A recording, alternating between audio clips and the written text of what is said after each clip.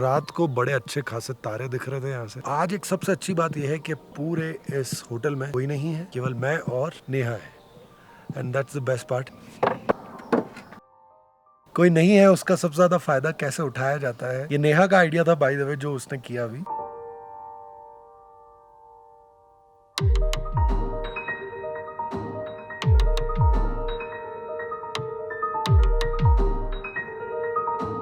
सो नाश्ता बहुत ही अच्छा था यार। Good morning mister Ali. क्या कल पैंगोंग नहीं जा रहे? नहीं, तो कल तक कम नहीं होगा पानी? कल बिल्कुल कम नहीं, अभी भर भर के आ रहा है, बोल रहा ना। चलो अभी आज का करते हैं। Let's go to थुरथुक।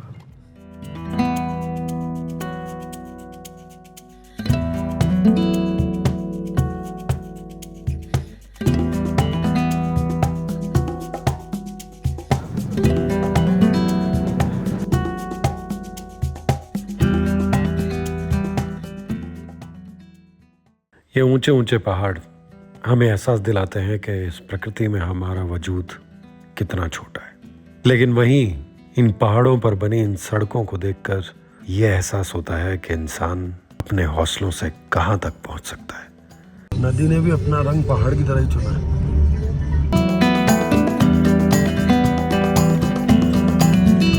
One vehicle at a time.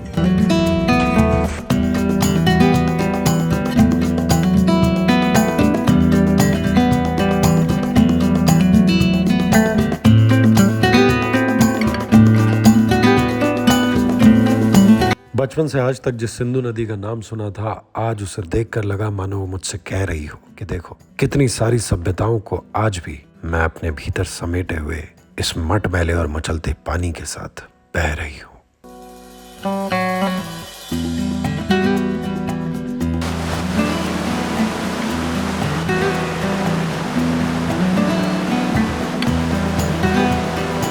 तीन चार दिन के बाद जाकर मुझे जो प्रॉपर झरना मिला है, ये सिंधु नदी, इंडस रिवर में जाकर ये बढ़िया सा पानी मिलते हैं।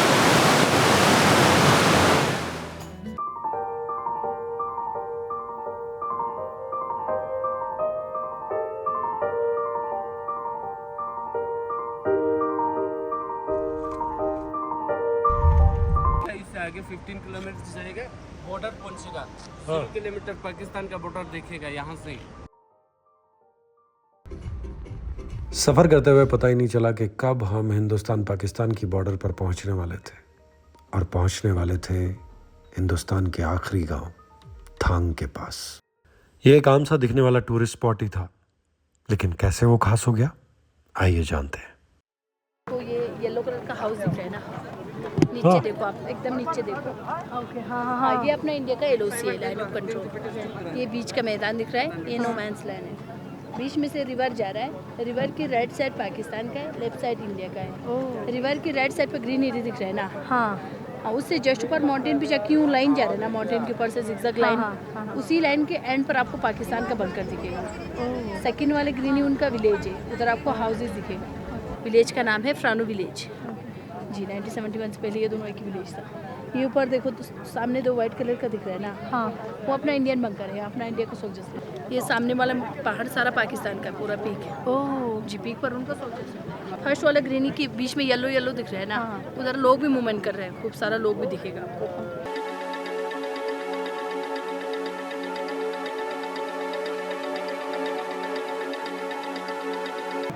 यहाँ पर आकर आपको ये लगेगा अरे यार छोटा सा पॉइंट ही तो है, लेकिन देशभक्ति की एक भावना जो है वो जाग जाती है, और आप बड़े क्यूरियस हो जाते हो ये देखने के लिए कि लास्ट विलेज यहाँ का कौन सा है। यहाँ आकर जो एहसास हुआ वो ये कि इंसान है जो चीज़ों को अलग करता है।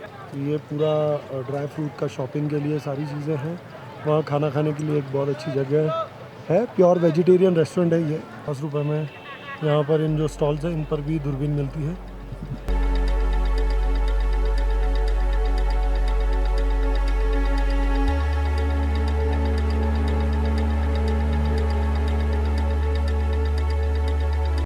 अगर मैं थोड़ा सा ऊपर और जाता ना तो पाकिस्तान आर्मी जो है वहाँ से मुझे अलर्ट भेज देती गोली वोली मारने का। तो भैया मैं थोड़े से एप्रिकॉट भी ले आया। अली भाई, हाँ, अगला पड़ाव क्या है हमारा? तुर्तुक विलेज देखेगा हम तुर्तुक विलेज देखेगा और म्यूजियम देखेगा। जय बद्री विशाल।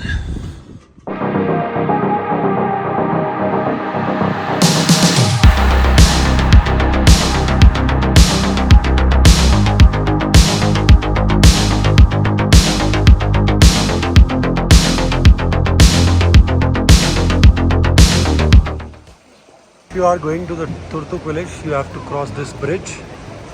यहाँ पे गाड़ी पार्क करो, ये ब्रिज क्रॉस करके तुर्तुक पहुँचो। So which two local dish I can try?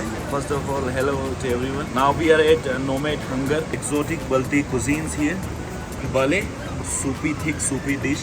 So the second dish would be chapon, a fresh noodle, but it is a spicy one, bit dry.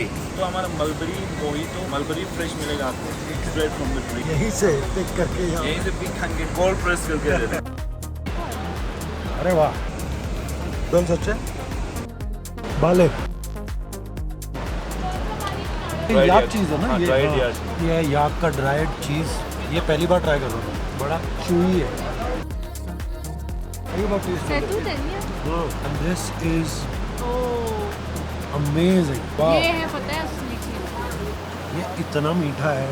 ऐसे वाले सैतूत मैंने गांव में खाए थे आज से 20 साल पहले। हमारे ये लिमिटेड है, इसका सीजनल होगा, अभी आप रास्ते में ले सकते हो। Done. ठीक है ना? Thank you for this. जरूर। So this is the cafe. So we are exploring Turtuk now.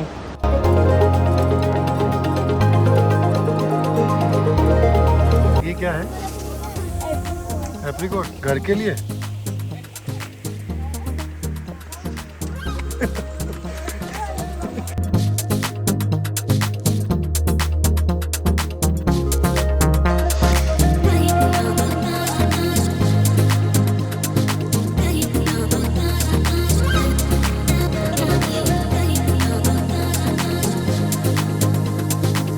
ये देख रहे हो, नहीं देख के चलने का नतीजा। मैं टकरा गया हूँ। लंबा होने का कभी कभी नुकसान भी होता है। जय श्री राम कृष्ण जगन्नाथम। जय अल्लाह।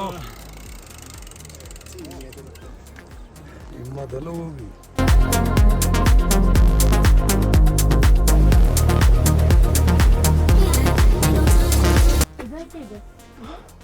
चलो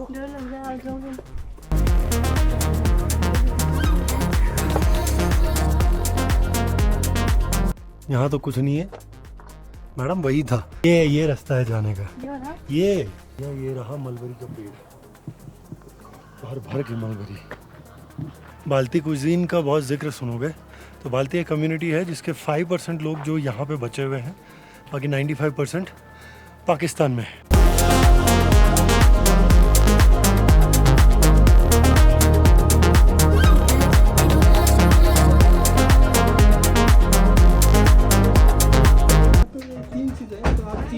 तीनों 170 पर है।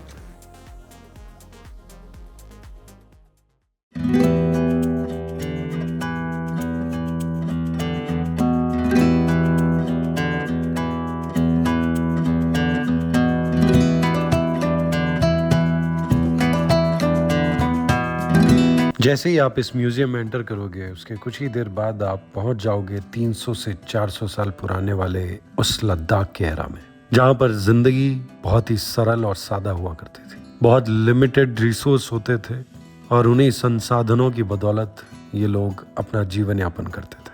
कम चीजें, कम सुख सुविधाएं, लेकिन बड़ा सुख भरा जीवन। कितना सही प्रिजर्व्ड है यार ये।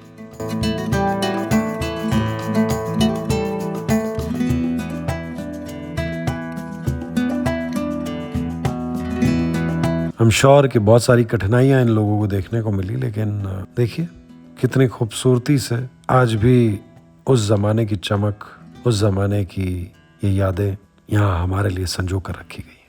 क्या जब आज से 400 साल बाद की बात की जाएगी लोग हमारे बारे में भी ऐसा ही सोच पाएंगे? I doubt that.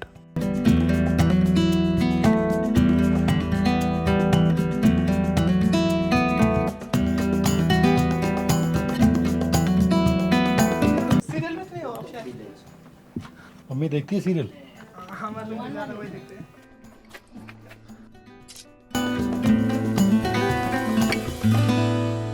तो थोड़ा झुक के आइएगा। तो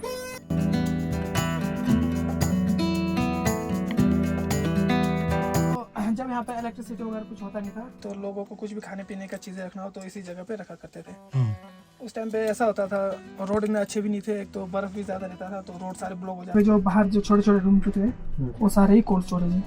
तो पूरा गांव के लोग मिल बांट के रखा करते थे उस टाइम पर। और इसका ठंडा होने का दो रीज़न है, एक तो पत्थरों की वजह से भी होता है जो इंसुलेटर का काम करता है, जो बाहर का टेम्परेचर अंदर आने नहीं देता है, अंदर को बाहर नहीं जाता है।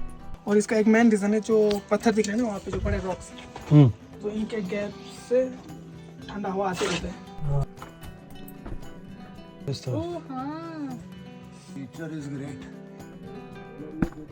ये तो बहुत ही सही है यार, सब कोल्ड स्टोरेज है। गाँव थे चिलुंका टैक्सी तुर्तु का थंग करके, तो ये गांव पूरा पाकिस्तान को हुआ करता था। 1971 के बाद इंडिया में आ गया। फिर उसके बाद कुछ साल बाद और एक वॉर हुआ था जो कारगिल वॉर कहते हैं, जो 1999 में हुआ था। तो उस टाइम पे यहाँ के जितने भी गांव वाले थे तो इसे छोटे छोटे बंकरों में उन दिनों छुपा करते थे। और कुछ शेल्स है जो उस टाइम पे है जो यहाँ पे मिले थे पाकिस्तान के शेल्स है। और उस टाइम पे हर एक फैमिली का अपना अपना बंकर हुआ करता था। तो ये जो बंकर है अशूर करके एक फैमिली हुआ करता था। तो अभी कहाँ है वो फैमिली? वो अभी थोड़ा नीचे शिफ्ट हो गए, तो नीचे रहते हैं। तो इसको अभी म्यूजियम को दे दिया है वो लोगों ने। और ये जो गैप दिख रहे हैं ना, उस टाइम पे वो खाना वगैरह स्टोर करके रखा करते थे। दरवाजे के साइज और विंडो के साइज भी छोटे रखते थे ताकि यहाँ पे ना विंटर ज़्यादा होता, ताकि जो हवा है वो ज़्यादा अंदर ना पाए। और सीलन भी इसलिए छोटे रखते थे ताकि आग वाग जलाए तो जल्दी गर्म हो जाए, क्योंकि वो लोगों को विंटर से बचना ज़रूरी था।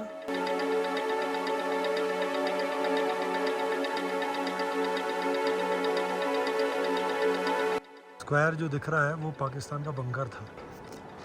वो पाकिस्तान का माउंटेन है भाई। यहाँ पे तो कब हिंदुस्तान पाकिस्तान हो जाए समझ में नहीं आता।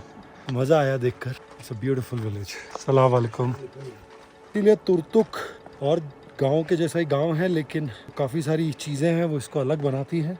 एक तो 1971 का जो वॉर हुआ और इंडिया में आया वो, और दूसरी चीज़ यहाँ का जो कल्चर है, रहने का तरीका, रहन सहन, वो सब। Thank you Sanju. तो भाई बहुत अच्छे से समझाया भाई ने, मज़ा आया। चलते हैं वापस, 4 बज गए ना।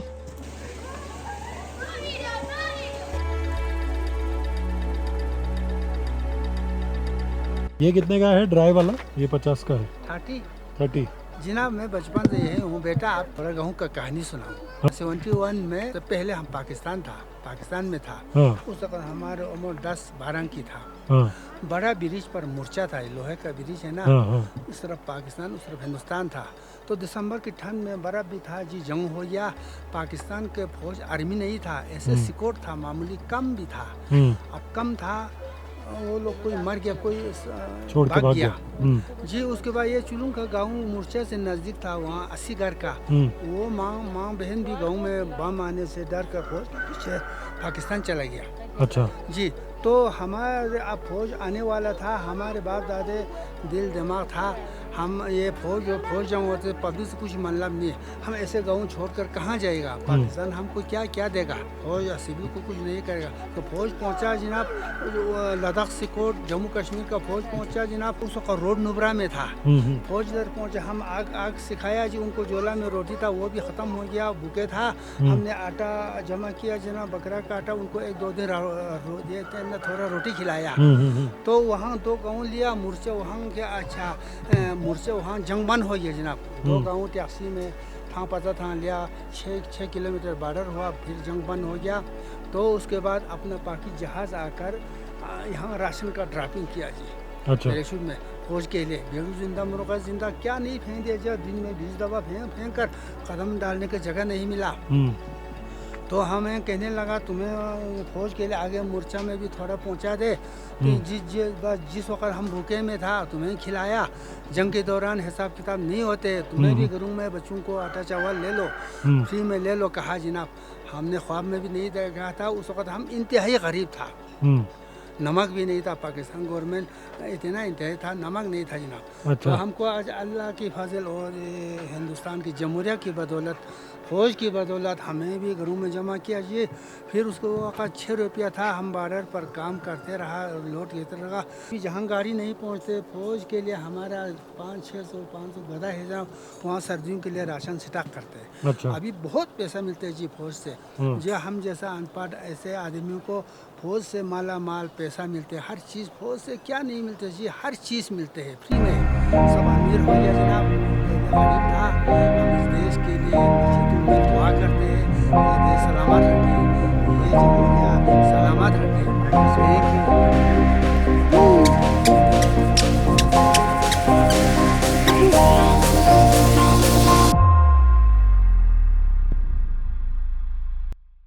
कितना खूबसूरत और ऐतिहासिक गांव है ये। जब भी आप तुर्तुक आए तो ऑलमोस्ट 8 से 10 घंटे लेकर आए अपने साथ, क्योंकि इस गांव को घूमने में, यहाँ की चीज़ों को समझने में थोड़ा सा वक्त लगे। मेरी बहुत सारी चीज़ें यहाँ छूट गई हैं जो कि मैं अगली ट्रिप पर ज़रूर कवर करना चाहूँगा। सो मेक श्योर आप तुर्तुक के लिए 1 से 2 दिन ज़रूर निकालें।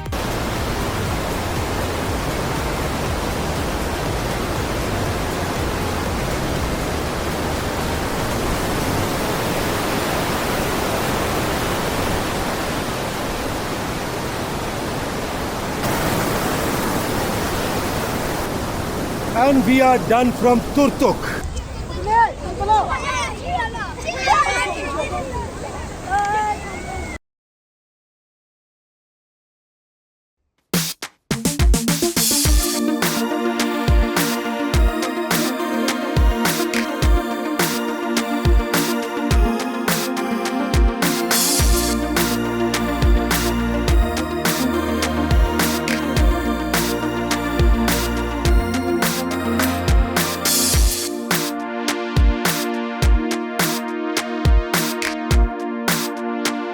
स्लोगन पढ़ के बड़ा इमोशनल सा फील हो रहा है यार। सो सियाचिन ऐसा ग्लेशियर है जहाँ पर बहुत सारे जवान खो जाते हैं, उनके साथ पता नहीं क्या होता है, बर्फ़ में दब जाते हैं, डोंट नो। रिस्पेक्ट, हमें प्रोटेक्ट करने के लिए कितनी सारी चीज़ें ये लोग करते हैं।